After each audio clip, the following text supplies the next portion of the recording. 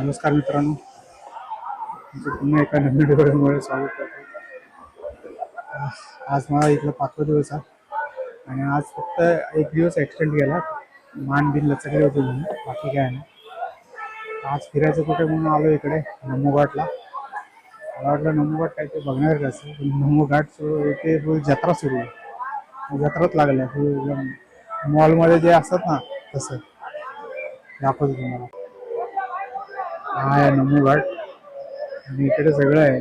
360 सेल्फीमध्ये राहतं ना, 360 मध्ये ते बरं ते बुलवर बसून ते जातात. आणि असे काहीतरी उभं करून ठेवले आहेत, 2 हात जोडून आणि असे भरपूर आहेत, 4-5 बहुतेक. आणि हा इथून गंगा नदी, ते पण आरती होते वाटतं. आहे गंगा आरती. हा आहे नमोघाट.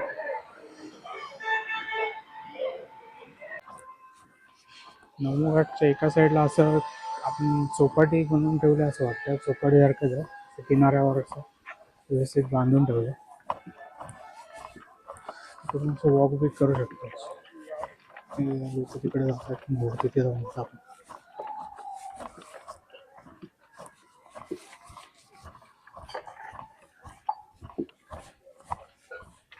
तो जत्रेवाला माहोल ते पाण्यात बोवळ, हे काय बोवळचं एवढा मोठं करून ठेवलं आहे.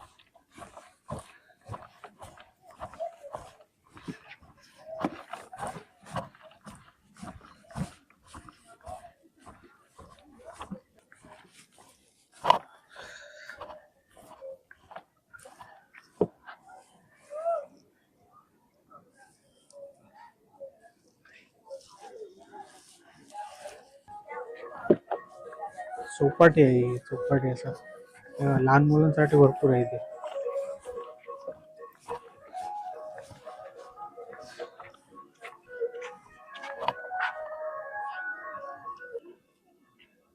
चौपाटी असं बांधलेलं आहे आणि मोठा आहे, म्हणजे इथून एक स्ट्रेच 1-1.5 किलोमीटरचा असेल. हे वॉक बी करायसाठी चांगलं आहे. लहान मुलं असतील तर त्याची धमालच आहे इकडे. इथून इथून पण बोट राईड करू शकतो.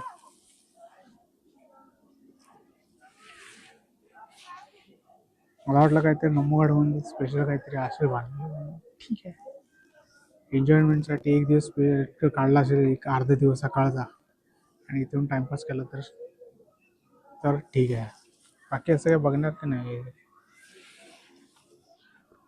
सगळ्याचं पाऊमुळे तो ब्रिज पण अंधू दिसतो, पण एवढं फोक चालू येत आहे की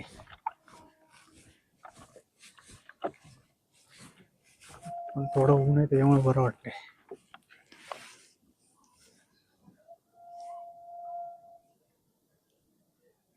बोट तरी दिसतंय काय? बापरे, काय लेवलचं फॉग असे विचार करा.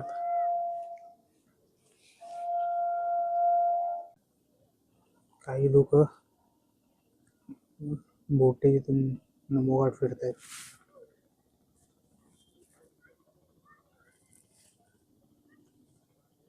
आपल्या महाराष्ट्रात खूप लोक येतात इकडे, खूप लोक भेटले म्हणजे मराठी बोलताना दिसली त्या. आणि साऊथ वरनं तर खूपच आहेत.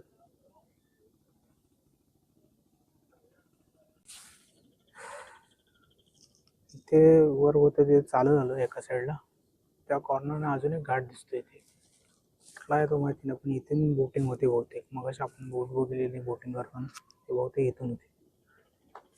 आणि हा प्रॉपर घाट आहे, व्यवस्थित माती भीती. आणि नमोघाट म्हणजे बांधलेलं, क्रिएट करून प्लॅटफॉर्म करून व्यवस्थित बांधलेलं आहे. आणि हा प्रॉपर एकदम घाट. हा इथून बोटिंग होते, समोर बोटिंग करतात लोक.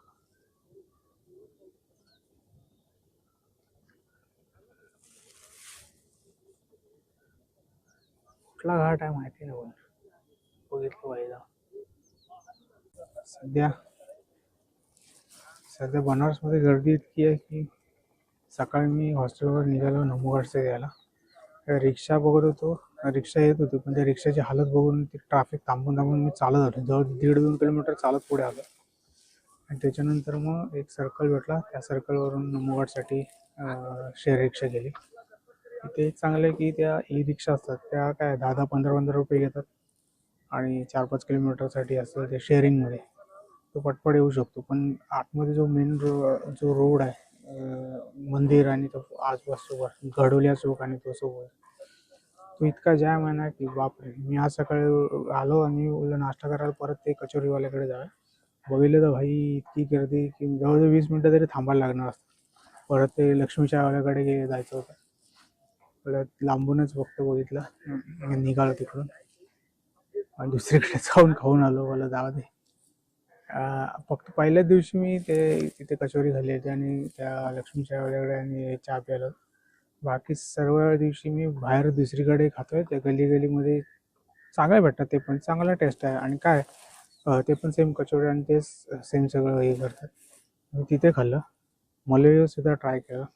मला नाही वाटत तिकडे लाईन लावायला, अर्धा तास लाईन लावून नंतर मग ते करण्यापेक्षा बेटर आहे ते दुसरीकडे तुम्ही ट्राय करा कुठेतरी.